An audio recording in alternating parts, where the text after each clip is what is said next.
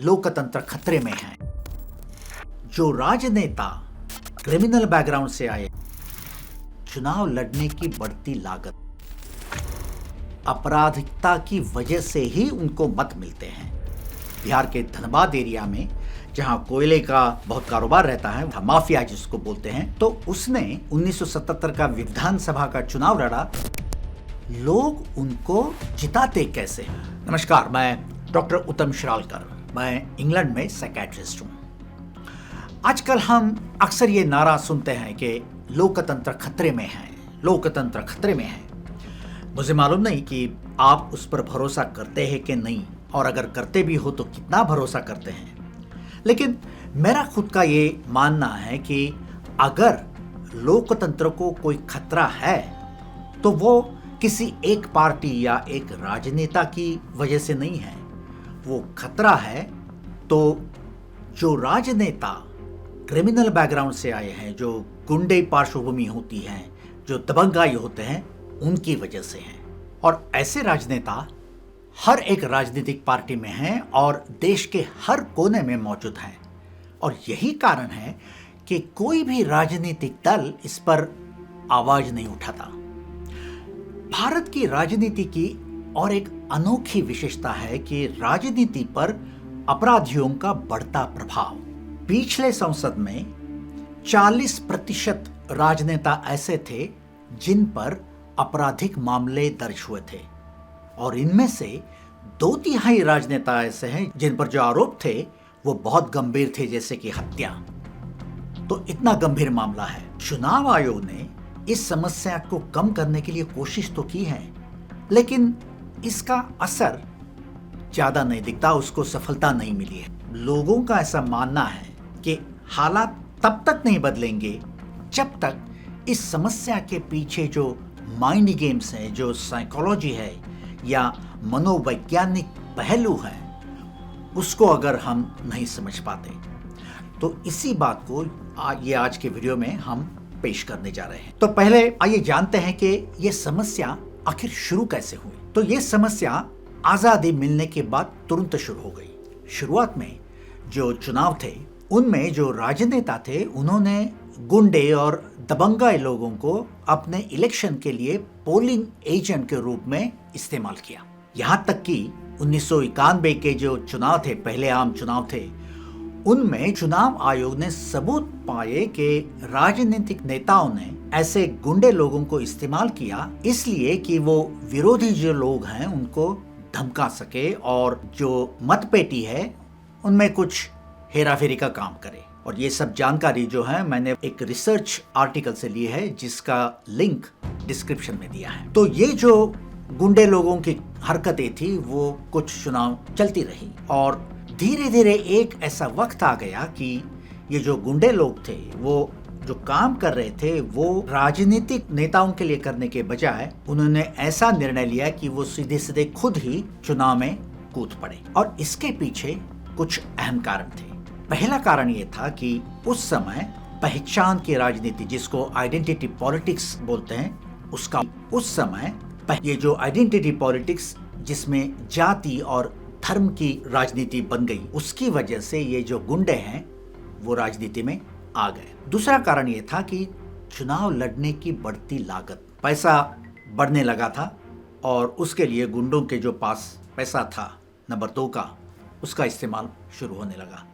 और तीसरा और सबसे महत्वपूर्ण कारण था, ये जो गुंडे लोग थे उन गुंडों को खुद की सुरक्षितता की चिंता पड़ने लगी। बात यूं थी कि 1960 के दशक में जब कांग्रेस के खिलाफ और राजनीतिक विपक्ष मजबूत होने लगे तो जो गुंडे लोग नेताओं से जुड़े थे वो गुंडे लोगों को ये गारंटी नहीं रही कि उनके नेता जीत सकते हैं कि नहीं। तीसरा और सबसे महत्वपूर्ण कारण ये था कि अपराधियों को खुद को सुरक्षित रखने की जरूरत पड़ने लगी। बात यूं हो गई कि 1960 के दशक में जब राजनीतिक विपक्ष मजबूत होने लगा था, जो अपराधी जुड़े थे उनको ये खतरा लगने लगा कि अगर उनके नेता जो उनको हमेशा बचाते रहे, अगर उनके नेता चुन के नहीं आएंगे तो उनको बचाएगा कौन, उनको प्रोटेक्शन को देगा। अगर उनका नेता चुनाव हार जाता तो अपराधी को कानूनी कार्रवाई से या प्रतिद्वंदी के बदले से धोखा था और उसका सामना उन्हें करना पड़ता।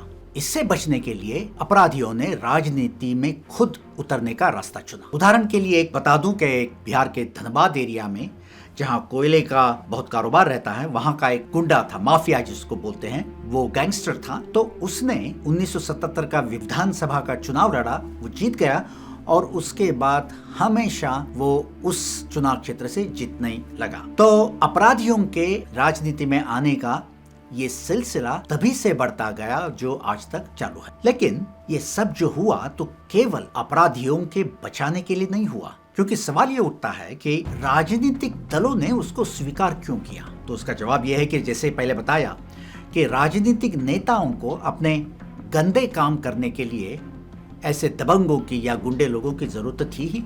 दूसरी बात यह है कि चुनाव महंगे होने लगे तो उनको पैसे की और ताकत की जरूरत भी ज्यादा महसूस होने लगी। और अब तीसरा कारण यह है कि आजकल जो चालू है कि राजनीतिक दलों को भी ऐसे उम्मीदवार चाहिए जिनके चुनाव में जीतने की संभावना अधिक हो। शुरुआत में जो गुंडे राजनेता थे उनका जो तरीका था वो लोगों को धमकाने का, डराने का था, लेकिन समय के साथ उनके तौर तरीके में भी बदलाव आया और वे अब बिना डराने धमकाने के काम करते रहे। हमें इस बात को समझना होगा कि हर अपराधी नेता नहीं बन सकता। राजनीति में बनने के लिए अपराधी के पास संगठनात्मक कौशल्य और मीठी जुबान की जरूरी होती है, क्योंकि बाकी के राजनेताओं की तरह वो गुंडे राजनेताओं को भी चुनाव की जो हालातें होती हैं वो तो निभानी पड़ती है। लोगों के साथ बात करनी पड़ती है, लोगों को भाषण देना पड़ता है, लोगों के साथ मिलना जुलना पड़ता है। तो वही अपराधी, वही गुंडे लोग जो ये सब कर सकते हैं, करने के लिए उनके बदलने की तैयारी है, वही गुंडे लोग राजनीति में यशस्वी होते हैं। हर कोई गुंडा राजनीति में यशस्वी नहीं हो सकता। अब तक हमने ये देखा कि अपराधी राजनीति में क्यों आए, राजनीतिक दलों ने उनको क्यों स्वीकार किया, लेकिन उससे भी महत्वपूर्ण सवाल ये है कि आखिरकार लोग उनको जिताते कैसे हैं, लोग उनको मत क्यों देते हैं। एक आसान सा जवाब इसको ये है कि लोग उनको मत देते हैं क्योंकि लोगों को उनके आपराधिक कारोबार की मालूमात नहीं रहती। ऐसा मान भी लिया जाए कि सबके पास जानकारी नहीं होती और पढ़े लिखे लोग जो होते हैं उनको भी मालूमात नहीं रहती होंगी, ठीक है, लेकिन आजकल ये बात बहुत बदल गई है, क्योंकि आज सबके पास मोबाइल फ़ोन आ गए हैं, सोशल मीडिया तो हर एक भाषा में है, हर किसी आदमी के पास उसकी मालूमात रहती है। तो आजकल ये कारण होना बहुत कम हो गया है। दूसरा कारण ये हो सकता है कि ये जो गुंडे राजनेता हैं वो लोगों को डराते होंगे, धमकाते होंगे, उनके दबाव में आके लोग उनको मत देते भी होंगे, फिर भी उसकी प्रतिशत भी ज़्यादा नहीं रहती होंगी। जो महत्वपूर्ण और सटीक जो कारण है ये लोग चुन के क्यों आते हैं वो मैं अभी आपको बताता हूँ। सबसे सटीक कारण ये है कि जहाँ जहाँ कानून की व्यवस्था कमजोर होती है और समाज गुटों में बटा हुआ रहता है, वहाँ ये गुंडे नेता अपनी आपराधिक छवि का इस्तेमाल करते हैं और ये दिखाते हैं अपने समर्थकों को कि किसी भी हालात में वो उनको सुरक्षा देंगे। तो वो ऐसे दिखाते हैं अपने समर्थकों के हितों की रक्षा करने के लिए कुछ भी कर सकते हैं। आमतौर पे ये सुरक्षा जो होती है ये सरकार की या पुलिस के एजेंसियों की होती है, लेकिन ये जो गुंडे राजनेता है वो जो सरकार का जो काम ये खुद के हाथ में लेते हैं। और इसी वजह से जहाँ जहाँ भी अवैध झुग्गियाँ होती हैं, जहाँ जहाँ भी इलीगल कंस्ट्रक्शन होता है, अनाधिकृत निर्माण होता है, वहाँ वहाँ ये लोगों का कारोबार रहता है। और दूसरी बात यह है कि ये खुद तो गुंडे होते ही हैं, लेकिन उनके इलाके में उनके पास भी छोटे मोटे गुंडे भी होते हैं, तो उनको भी सुरक्षा देने की जिम्मेदारी राजनेता लेते हैं। जबकि कोई छोटे मोटे गुंडों को पुलिस की हिरासत में हो तो उसको जाके वहाँ से छुड़ाने का काम ये लोग करते हैं। तो ये जब भी लोगों की सुरक्षा की जिम्मेदारी जो सरकार की होती है वो अपने हाथ में लेते हैं। साथ ही ये ऐसा भी काम करते हैं कि जहाँ उनके समाज में या किसी भी गुट में अगर कुछ विवादों का तकलीफ अगर लोगों को होती है तो वो हल करने के लिए उनकी दबंगाई काम आती है। और इससे भी बढ़कर जो हेल्थ सर्विसेज होती हैं, मेडिकल फैसिलिटीज़ जो होती हैं, जो सेहत के लिए जो योजनाएं होती है सरकार की, तो वो भी उसमें भी ये लोग हाथ बटाते हैं। जैसे एम्बुलेंस सर्विस करते हैं जो कि, और हॉस्पिटल का जो बिल होता है उसके लिए भी ये अपनी उनके समाज के लोगों को, उनकी जाति या धर्म के लोगों को मदद करते हैं, उनका फ़ायदा देते हैं। ये जो बुनियादी सुविधा देने का जो ये काम करते हैं ये इनकी पहचान बन सकती है। और यही कारण होता है कि मतदाता उम्मीदवार को, जो गुंडे राजनेता है, उनको मत देते हैं। तो ऐसा नहीं है कि लोगों को उनकी आपराधिकता मालूम नहीं होती। ऐसा कहा जा सकता है कि आपराधिकता की वजह से ही उनको मत मिलते हैं, क्योंकि वो जो दबंगाई होती है उससे कुछ लोगों को फायदा जो होता है वो लोग मत देते हैं। और तो और बात ऐसी भी है कि आपराधिक तत्व वाले जो राजनेता है वो अपनी आपराधिकता सम्मान के प्रतीक में लोगों को दिखाते हैं। ऐसे एक राजनेता का मैंने बीच में वीडियो इंटरव्यू देखा। वो उस इंटरव्यू में उसने खुद ने बोला कि मैं तो माफिया हूँ, मैं तो महात्मा गांधी नहीं हूँ, मेरे ऊपर 40 इल्ज़ाम लगाए हैं, कितनी बार मैं जेल में जाके होके आया हूँ, लेकिन मैं लोगों को मदद करता हूँ, इसलिए लोग मुझे चुन के लाते हैं। ये सुन के आप सोचने लगोगे कि ये तो रॉबिन हुड जैसी बात हो गई, कि जैसे रॉबिन हुड जो इंग्लैंड में था वो गरीब लोगों का भला करता था और अमीर लोग थे उनसे पैसा छुड़ा के वो गरीब लोगों को बांटता था। तो वैसे ही ये गुंडे राजनेता है। तो इसमें हर्ष क्या है? ये तो ठीक बात है। आपको ये लगता होगा कि इसमें गलत कुछ नहीं है, लेकिन अगर आप ठीक तरह से सोचे तो आपको ये पता चलेगा कि ये राजनीति का अपराधीकरण कई कारणों से बहुत खतरनाक है। पहला कारण ये है कि जब कानून बनाने वाले ही कानून तोड़ते हैं तो आम जनता भी कानून का सम्मान नहीं रहता। लोग ये सोचते हैं कि कानून तोड़ा जा सकता है और उसका कोई परिणाम भुगतने की जरूरत नहीं है। तो लोगों का ये कानून और सुव्यवस्था जो होती है उस पर जो भरोसा होता है और होना चाहिए वो रहता नहीं है। दूसरा कारण ये है कि जो क्रिमिनल बैकग्राउंड के जो नेता है वो जहां से चुन के आते हैं वो चुनाव क्षेत्र में जो आर्थिक प्रगति होती है, होनी चाहिए, वो होती नहीं है। वो आर्थिक प्रगति धीमी हो जाती है। और ये संशोधन की बात है। और संशोधन इतना भी हुआ है कि वो राजनेता पर जितने अपराध गंभीर किस्म के हैं उतनी ही वो चुनाव क्षेत्र की प्रगति कम होती है। और तीसरा कारण ये है कि अपराधी नेता सिर्फ और ज्यादा करके अपने समर्थकों को ही लाभ पहुंचाते हैं, जैसे कि अपने जाति बिरादरी के लोग और अपने धर्म के लोग, जैसे कि उनको सुरक्षा देना, विवाद निपटना वगैरह वगैरह। लेकिन ये लाभ केवल कुछ जातियों को या धर्मों तक ही सीमित रहता है। इसका फायदा सबको नहीं मिलता। जो राजनेता से सबको लाभ पहुंचाने की अपेक्षा होती है वो पूरी नहीं होती।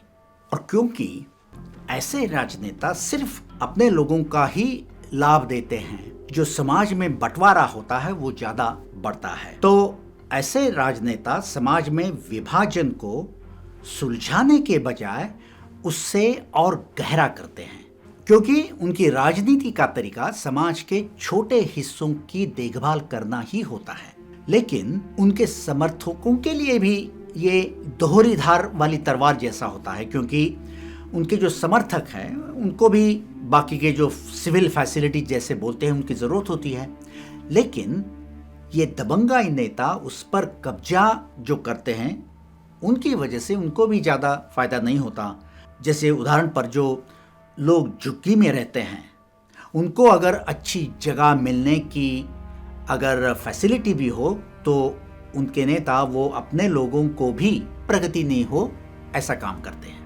ये गुंडे राजनेताओं के जो समर्थक होते हैं उनको भी सरकारी सेवाओं का अभाव भुगतना पड़ता है, क्योंकि अगर सरकार सेवाएं देने लगे तो इन नेताओं का महत्व खत्म हो जाएगा। इसके उदाहरण के लिए मैं इटली के जो माफिया होते हैं उनके बात बताऊंगा। ये जो इटालियन माफिया है उनका उदय इसलिए हुआ क्योंकि समाज में एक दूसरे पर जो विश्वास जो था वो कम होने लगा था। तब लोगों को भरोसा नहीं था कि उनका लेन देन का जो वादा पूरा होगा कि नहीं, तो ये जिम्मेदारी माफिया लेते थे। लेकिन जब माफिया मजबूत हो गए तो उन्होंने जानबूझकर समाज में अविश्वास फैलाना शुरू कर दिया ताकि उनकी ताकत बनी रहे। यही बात अपराधी नेताओं पर भी लागू होती है। वो समाज के उपसमूहों को, समाज के गुटों को बांटे रखते हैं। अगर उन्हें दिखे कि इस समाज में सौहार्द बढ़ रहा है तो उसको बिगाड़ने के लिए ये कुछ भी काम करते हैं। इसी कारणों से हमारे लोकतंत्र को खतरा जो है वो ऐसे क्रिमिनल पॉलिटिशियंस जो गुंडे राजनेता हैं उनकी वजह से, और ये खत्म करने की दिशा में काम करने की बहुत जरूरत है। मुझे आशा है कि ये वीडियो आपको पसंद आए। अगर आपको पसंद आए तो लाइक बटन पर क्लिक कीजिए, इस चैनल को सब्सक्राइब कीजिए। धन्यवाद।